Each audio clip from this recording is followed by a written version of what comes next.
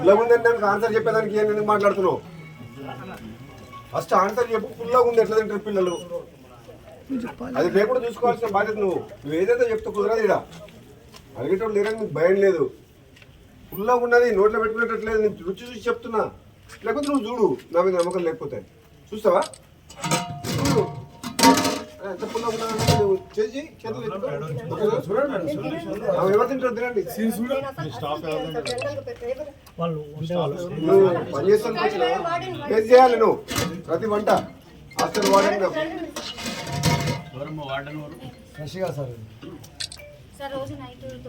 అని మాట్లాడకండి. చెప్పిన టేస్ట్ చూడు, పుల్లగా ఉందా లేదా?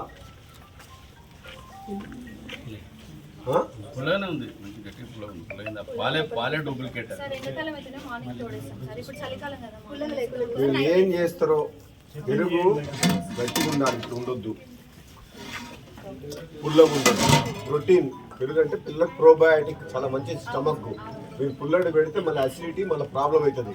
నెంబర్ 1 పాల క్వాలిటీ చెక్ చేసుకోండి. పాల ప్యాకెట్లు అన్ని కల్తీ ప్యాకెట్లు వస్తున్నాయి. మ్యాక్సిమం కల్తీ ప్యాకెట్లే పాలు. వాడు సప్లై చేసేవాడు ఎవడో కానీ మరి టెండర్ ఏం రేటుకి వేసిండో ఏమో తెలియదు. వాడు ఒరిజినల్ పాలు తీసుకుందా కల్తీ పాలు తీసుకొస్తున్నా. పిల్లల హెల్త్కి సంబంధించిన ఇష్యూ ఇది. మీరు first milk packets correct check చేసుకోండి. మార్కెట్లో పాలు కరెక్ట్ చెక్ చేపి ఏంటి దాంట్లో కల్తీ పాలా కరెక్ట్ పాలా నువ్వు చెక్. హాస్టల్ వాడని అంటే ఇన్ని ప్రతి ఐటము లోపలి పిల్లలకు కడుపులో పోతుందంటే ప్రతి ఐటమ్ చెక్ చేసిన తర్వాతనే కూరగాయలు కానీ ఏది కానీ అన్ని ఐటమ్స్ ఆర్గానిక్ మంచిగా ఉన్నాయా లేదా చెక్ చేసుకున్న తర్వాతనే వంట చేసి పిల్లలు పెట్టాలి. రేపు పొద్దున్న ఏదైనా అయిందనుకో వాళ్ళ హెల్త్కు.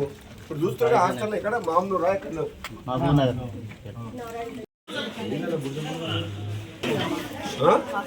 అదే రాదని చెప్పిన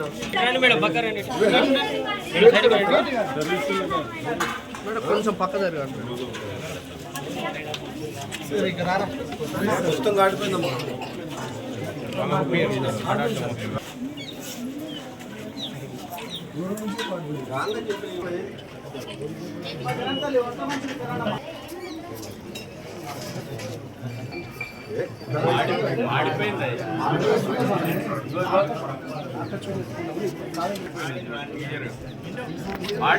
తక్కువ మంట పెడితే పెడితే అయిపోయింది ఆమె.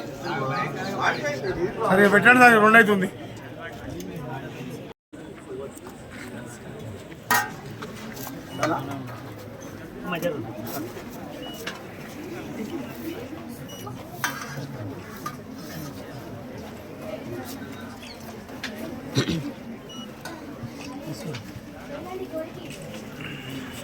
వెళ్ళండి పెట్టుకుని ఇటు వచ్చి నాన్న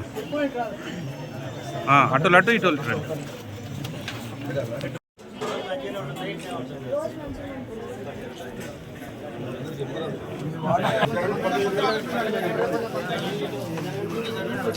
ఒక్కరే వడ్డించరు, ఒక్క రొడ్డించి